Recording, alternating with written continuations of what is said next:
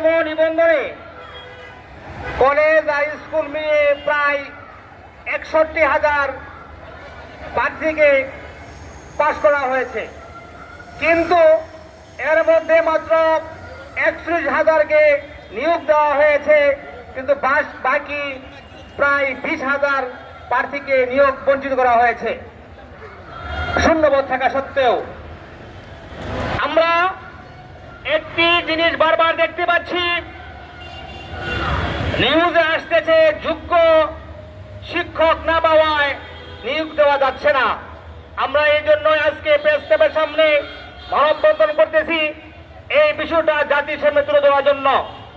যে আমরা দেখতে পাচ্ছি যে আইসিটি কলেজ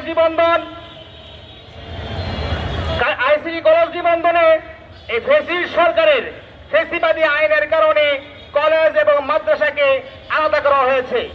এর পিছনে এক চক্রান্ত আছে মাদ্রাসা প্রতিষ্ঠানগুলোকে শিক্ষা থেকে বঞ্চিত করার জন্য।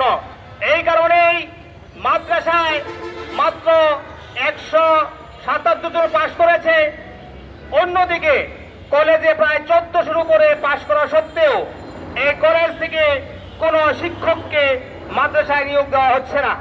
যদিও আমাদের চয়েস করার সময় চয়েসে উল্লেখ ছিল যে এই ৪০ কলেজের বাইরে কোনো জেনারেল শিক্ষা প্রতিষ্ঠান অথবা মাদ্রাসায় নিয়োগ দেওয়া হবে, কিন্তু অদৃশ্য শক্তির কারণে এই নিয়োগ দেওয়া হচ্ছে না।